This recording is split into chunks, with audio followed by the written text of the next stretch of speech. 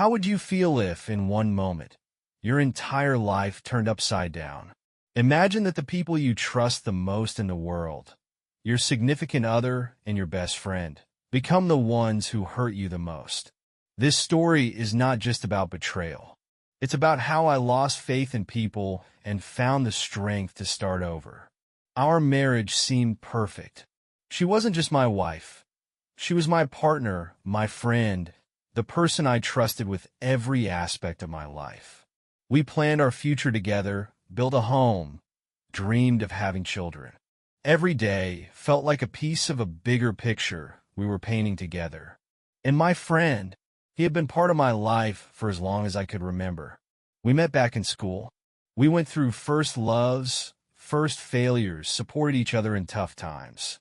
He was the person I called my brother, even though we shared no blood. I even told him he would always be part of my family. And then, imagine, the two closest people in your life become your biggest disappointment. It all started with small things. Her behavior began to change. She no longer looked me in the eye when we talked. She avoided hugs and became overly protective of her phone. I tried to find explanations, thinking it was just work stress or problems she didn't want to talk about. But deep inside, I began to feel anxiety growing.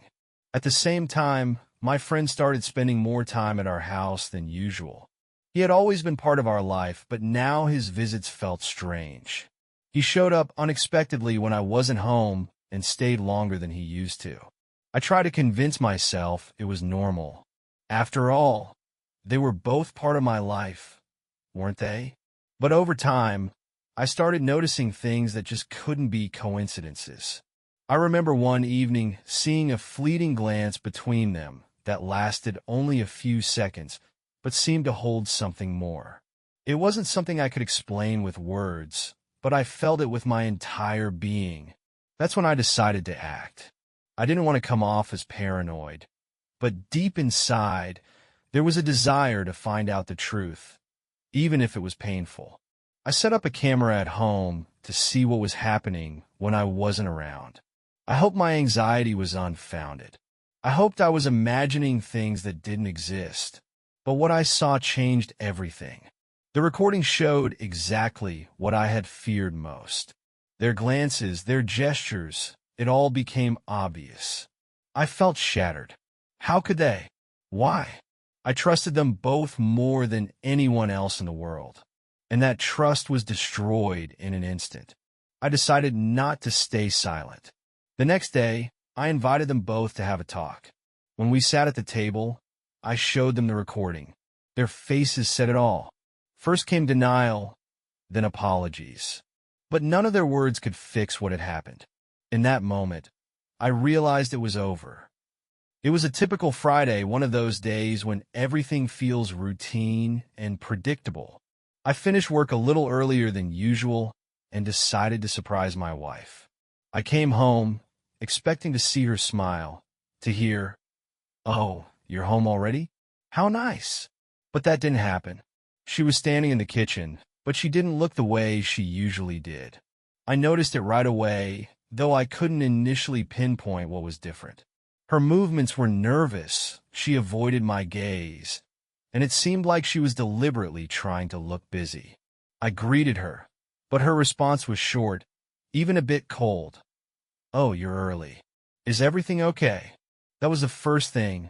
Then I noticed she was holding her phone, almost clutching it as if it were something incredibly important. It was strange. Usually, her phone was just lying on the table or somewhere nearby.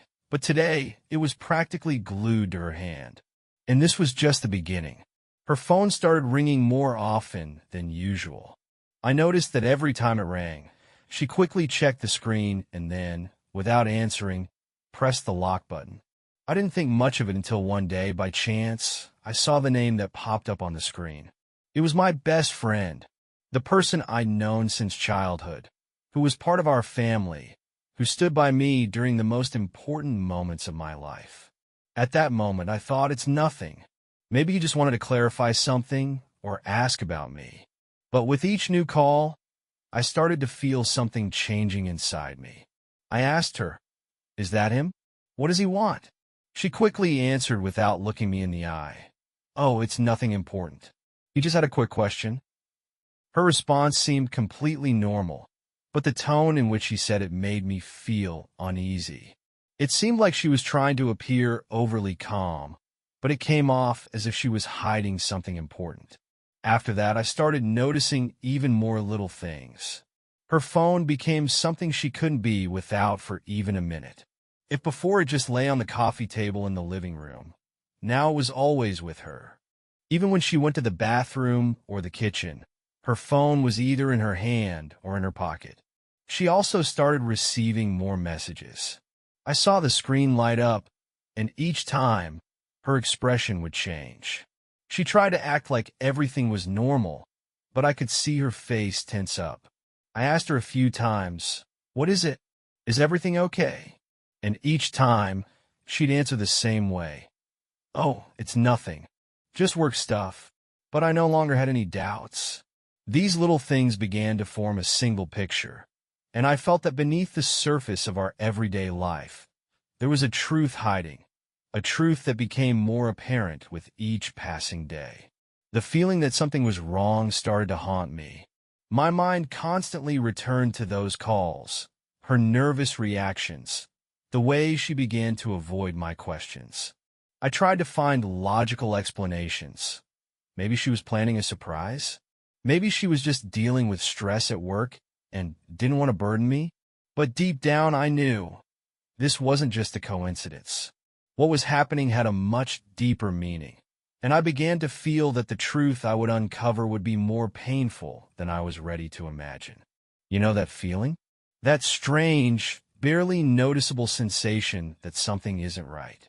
It doesn't come all at once. At first, it's just fleeting moments that you dismiss because you don't want to seem paranoid. But gradually, these moments start to pile up, forming a picture that's impossible to ignore. I started to notice that my friend and my wife were spending more time together. Of course, they had always gotten along well, and I never saw anything wrong with that. But now it was somehow different. They laughed together more than usual, exchanged glances I couldn't quite decipher.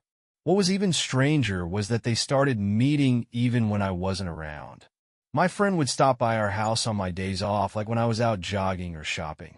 Once I came home early and found them sitting in the kitchen, drinking coffee and talking. At first glance, everything seemed innocent, but something about that moment unsettled me. Their laughter suddenly stopped the moment I entered the room. She quickly moved to clear the cups, and he changed the subject. I tried to convince myself that I was overreacting. After all, this was my best friend, someone I had trusted my entire life. And this was my wife, the woman I had planned to spend the rest of my life with. But that feeling, it wouldn't leave me. Over time, more obvious evidence began to surface. I noticed that they occasionally exchanged short text messages, and when I asked, "Who is it?" she would reply with a smile, "Oh, it's your friend. He was asking about you." I tried to believe her, but with each instance, that answer felt less convincing. One time, we all went to a party together. I noticed them standing off to the side, talking and laughing. At first, it didn't bother me, but then I saw him lean in and whisper something to her, and she laughed in a way I hadn't seen her laugh with me in a long time. I stood off to the side, watching them, and felt something tighten inside me. I wanted to walk over and ask, "What's going on here?" But I couldn't. It would have seemed like I was looking for a problem where there wasn't one. I wanted to trust them, but something inside me told me that trust was no longer the same as it once was. I remember lying awake that entire night. Those moments, those little things, kept running through my head. Was I imagining it? Or were they really hiding something? At that point, I was still trying to convince myself it was all in my head. But I think I already knew the answer. And I didn't like it. It happened one ordinary evening when I wasn't expecting anything to go wrong. We were at home, doing our own things. She looked completely calm, even a little cheerful. It was one of those moments when I thought, maybe all my doubts really were just my imagination. She couldn't be unfaithful. After all, we're a strong team. She said she'd go make some tea and went to the kitchen, leaving her phone on the table. It was a small moment, something I wouldn't have even noticed before. But recently, her phone had become, for me, a kind of symbol of the growing distance between us. It was always with her, in her hand, in her pocket, by her pillow. And now, it was just lying there on the table. I sat there trying to distract myself with my thoughts.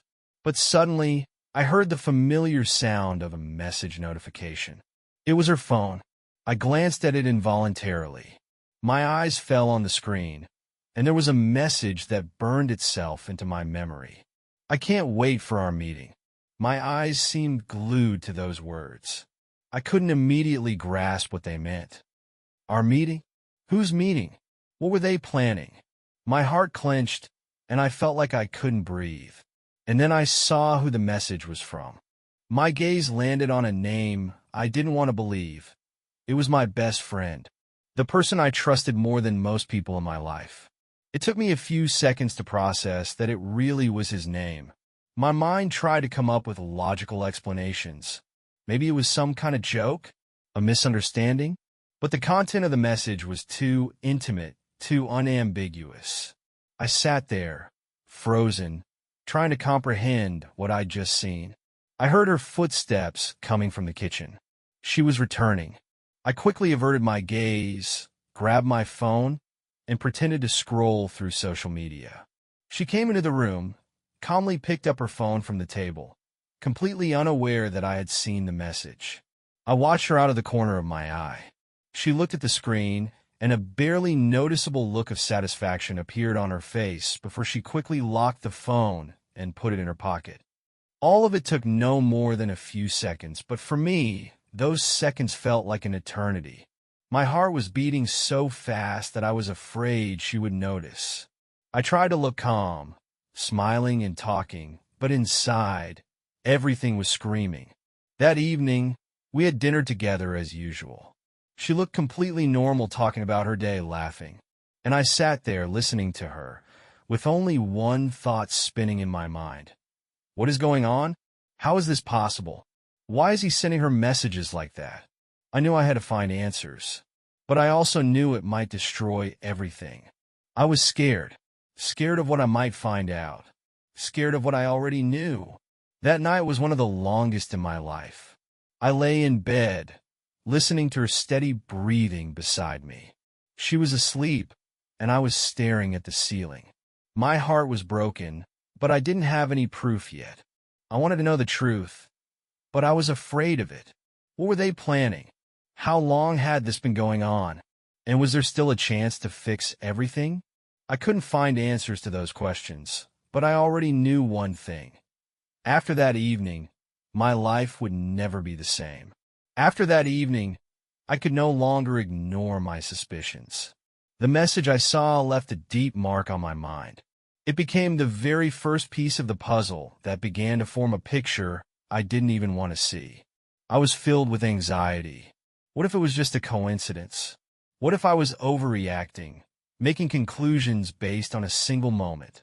But at the same time, I understood, if I didn't do anything, this uncertainty would eat me alive.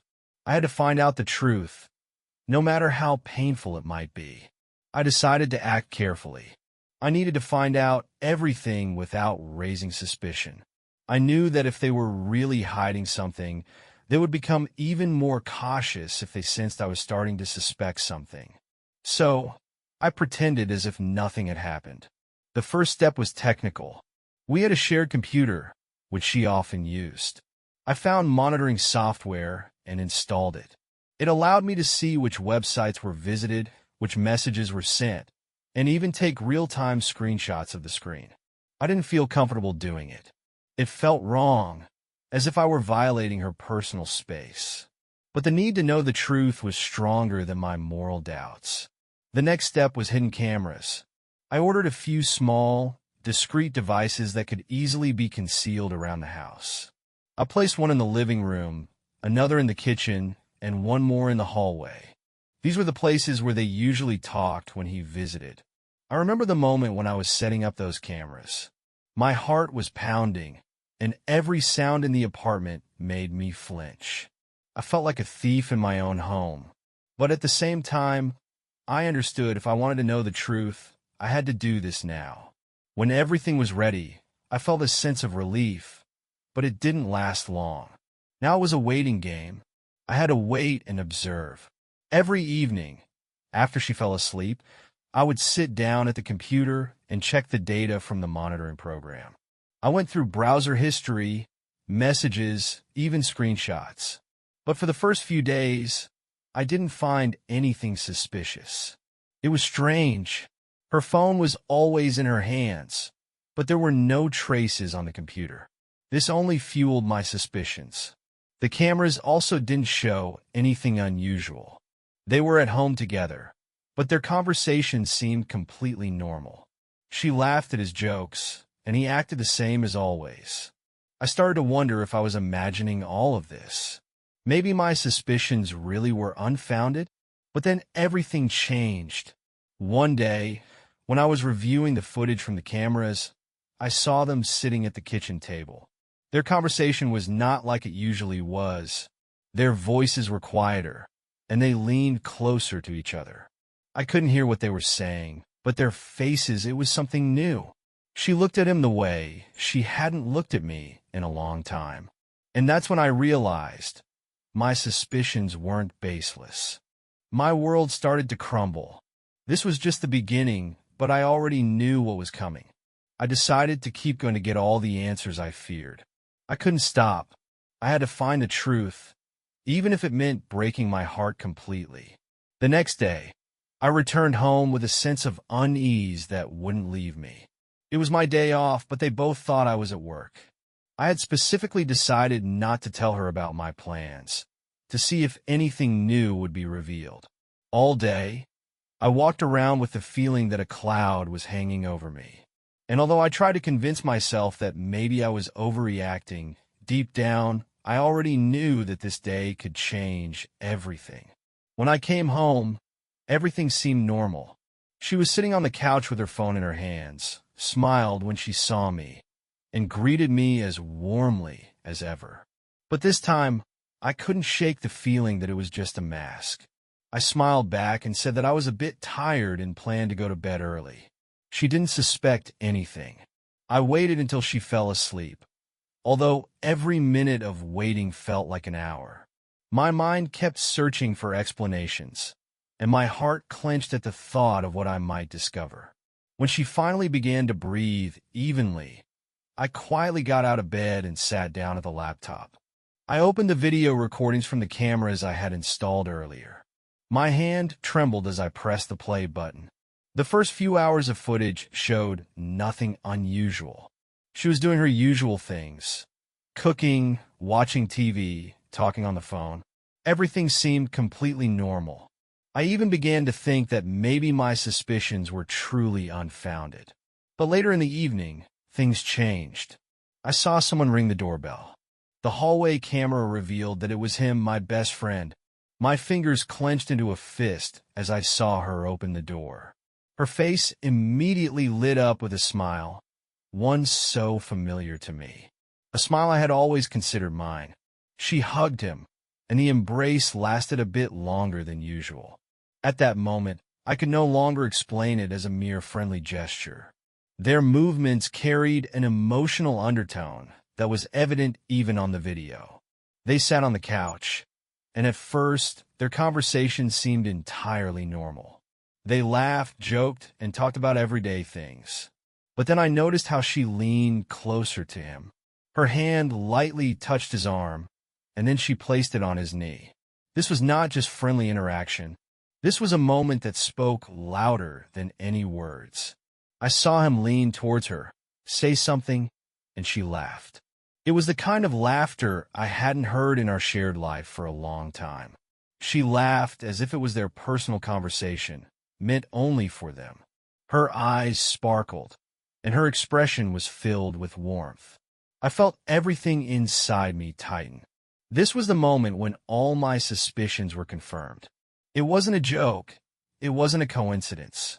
I saw the way they looked at each other, and it was like a knife in my back. I watched the recording to the end, though every minute felt like an eternity. When they finally said goodbye and he left, she looked happy, even inspired. And I sat in the dark in front of the monitor, unable to move. My heart was shattered. Everything I saw was so obvious that denying it was impossible. Their glances, their gestures, their smiles, all of it spoke to something deeper than just friendship. I closed the laptop and just sat there. It felt like the world around me was falling apart. I didn't know what to do next. Wake her up and confront her immediately? Wait and act carefully? My mind was overwhelmed with emotions. Anger, pain, disappointment. That night, I didn't sleep. I stared into the darkness, listening to her steady breathing, and realized that nothing would ever be the same again. My trust in both of them was destroyed. But I knew one thing. I couldn't stay silent any longer. I had to act, and I had to find a way to do it right. The next day, I woke up with a firm decision. I couldn't stay silent any longer. Pretending everything was fine while looking at them had become unbearable.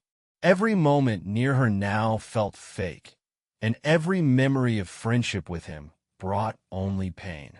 I realized it was time to uncover the whole truth, even if it would destroy me completely. I decided to proceed cautiously.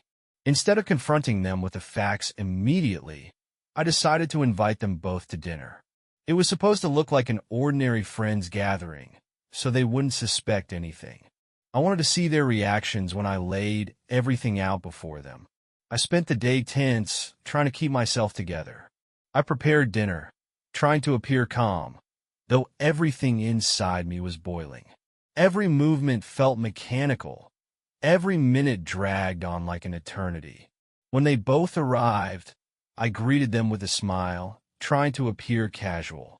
We sat at the table, and the conversation started as usual. She laughed, he told some stories. But I wasn't listening. In my head, there was only one thought. How can they pretend that nothing happened? During dinner, I watched them. Their glances, their gestures. It all seemed so obvious when you knew what to look for. Her eyes lingered on him longer than necessary. His smile was filled with warmth that no longer belonged to me. Finally, I decided the time had come. I put my fork down, looked at them, and said, "I need to show you something." Their faces immediately changed. Her smile disappeared, and he tilted his head as if trying to figure out what was going on. I took the laptop, opened the folder with the video recordings, and hit play. The silence at the table became almost unbearable. I saw her clasp her hands on her lap, while he leaned slightly back. The video began with the moment he entered our home. I watched their faces as the moments played out on the screen. Their glances, their smiles, their hugs. Their reactions said more than any words ever could. She began to say something. "It's not what you think." Her voice trembled, but I interrupted her. "Not what I think? Look at this. What is this if not betrayal?" I turned to him. "And you, my best friend? How could you? How could you walk into my house and do this?" His response was weak. "Listen, I didn't mean for this to happen. It was just a mistake." I laughed, but it was the laughter of someone who could no longer contain their pain. "A mistake? You're calling this a mistake?" The room fell silent. She lowered her head, and he just stared at the floor. Their faces said it all. They knew there was nothing left to hide. My voice was calm, though I was boiling inside. "You don't even understand how deeply you've betrayed me. You were the two closest people in my life, and now all I feel is disappointment." I stood up from the table and said, "I have nothing more to say to you. You both made your choices, and now I'll make mine." I left the room, leaving them there in the silence, a silence that became a symbol of broken trust for me. That dinner marked the end of my marriage, the end of a friendship, but it was also the beginning of a new life, one without lies and betrayal. When I finished showing the video, a heavy silence filled the room. I looked at them, waiting for them to say something, but all I saw in their eyes was fear and shame. It was that moment when all the cards were on the table and no one could hide the truth anymore. He was the first to speak, my best friend. His voice was quiet, almost lost. Listen, I don't even know what to say. It was a mistake. I never wanted to hurt you. His words fell hollow. He was trying to justify himself, but every time he said mistake, I felt a fire ignite within me. A mistake? How can betrayal be an accident? It's not something that happens out of carelessness or coincidence. I looked at him and asked, a mistake? You call this a mistake? How could it be a mistake when both of you knowingly did this behind my back? How could it be a mistake when it happened again and again? He tried to say something, but the words stuck in his throat. He looked pathetic. His face was pale, his hands trembling, and I could see he was searching for the right words to justify himself. But nothing he could say would undo what had happened. She, however, stayed silent. The entire time, she sat with her head bowed, her eyes fixed on the floor. Her face was tense, and I could see her lips trembling, but she didn't say a word.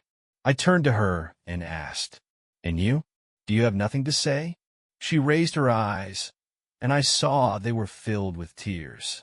She opened her mouth as if she wanted to say something, but only soft sobs escaped. Finally, she whispered, I don't know what to say."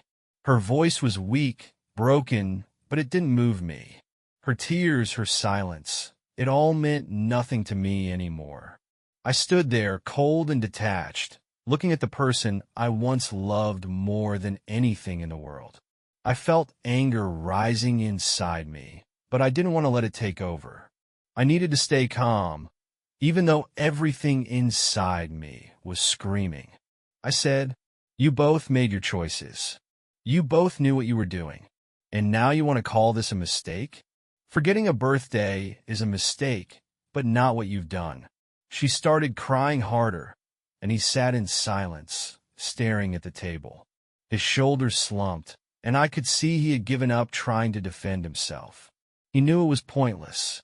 I stood up from the table and looked at them one last time. "I trusted you both. I thought you were the most important people in my life. But now I see that I was wrong." I left the room, leaving them alone in that silence. It wasn't a silence of understanding or reconciliation. It was a silence of destruction. They knew they had lost everything, and now they would have to live with it. As for me, as I went upstairs, I felt a mixture of relief and pain. The truth had been as devastating as I'd expected, but I knew that now I had a chance to start over, even if that path would be difficult and lonely. After that dinner, everything changed. It was the point of no return. I could no longer look at her the way I used to. Her tears, her apologies, they meant nothing to me anymore. I decided to act immediately, without delaying what had to happen. The next morning, before she woke up, I began packing her things. I knew the scene would be hard, but I couldn't let her stay in this house any longer. The house we had built together, which was once a symbol of our love, had now become just a reminder of betrayal. I folded her clothes into a suitcase carefully, without anger. Every item I placed inside was filled with memories. There was the dress she wore on our anniversary. There was the scarf I gave her for Christmas. Each piece, each little thing cut into me like a knife, but I kept going because I knew it had to be done. When she woke up and saw the suitcases by the door, her face changed. At first, she couldn't believe what she was seeing. Then the tears started. "Do you really want me to leave?" she asked, her voice trembling. "It's not what I want," I replied. "It's what your choice demands. You made this decision." She tried to say something, to justify herself, but I raised my hand to stop her. "No excuses. No explanations. You knew what you were doing, and you knew how it would end." Her tears streamed down her cheeks, but I remained calm, even though everything inside me was breaking apart. I opened the door and said, "This is the end. I can't see you here anymore." She grabbed her suitcases, but hesitated at the threshold. She gave me one last look, as if hoping to see even a trace of regret. But I just stood there cold and detached. "Forgive me," she whispered. "I will," I replied, "but not now." She left, and the door closed behind her. It was a sound that symbolized the end of our life together. As for my friend, we never spoke again. He didn't even try to justify himself or reconnect. Perhaps he understood that there was no chance for that anymore. I deleted his number, blocked him on social media, and erased him from my life. For me, he no longer existed. The first days after that were difficult. The house felt empty, and I felt lonely, even though I knew it was better than living a lie. It hurt. Every room, every corner of the house reminded me of her, of us, of what we had lost. But at the same time, I felt relief. It was finally over. I no longer lived in constant tension, no longer feared new discoveries that would bring me even more pain. I was free, though broken. I began a new chapter in my life. At first, it was hard. Many nights were spent reflecting on what went wrong, how things could have been different. But over time, I realized that I wasn't the one who destroyed the relationship. They made their choice, and now I was making mine. Now, as I look back, I understand that this was an important lesson for me. I learned that trust is the most valuable thing we can give to another person. It is built over years, through words, actions, shared moments, and it feels unshakable. But in reality, trust can be lost in an instant. One choice, one lie, one betrayal can destroy everything you've built together. I realized that we can't always control the actions of others. We can't force someone to be faithful or honest. But what we can do is take control of how we respond and how we move forward after betrayal. This story was a trial for me, but it was also my lesson. I learned that even in the darkest times, when it feels like the whole world is collapsing, we can find the strength within ourselves to rise and start over. At first, it felt like everything was lost. I felt broken, lonely, and betrayed. But over time, I realized that this pain was just a part of the healing process. It reminded me that I deserve better. I deserve a relationship built on trust, honesty, and true partnership. Looking back, I see that this situation made me stronger. It forced me to rethink what I want from life and what kind of relationships are important to me. I no longer take trust for granted. I value it as a precious gift that must be cherished and respected. It also taught me to be honest with myself. Often, we fear the truth because we know it can hurt. But the truth is what sets us free. It allows us to leave behind what destroys us and move toward what can make us happy. I want you to remember, no one deserves to be in a relationship where there is deceit. No one should tolerate betrayal or lies. You always deserve the truth, even if it's painful, because only through the truth can we find the strength to move forward. Now, I want to turn to you. Share in the comments if you've had similar situations in your life. How did you cope? What helped you find the strength to move on? And if you're interested in more stories like this, subscribe to my channel. In future videos, I'll share more stories that might inspire you, make you think, or even help you through difficult situations. Remember that life goes on, even after the darkest moments. Sometimes we think we've lost everything, but in reality, it's just the beginning of a new, better chapter. You deserve happiness, honesty, and love. And most importantly, you deserve the truth.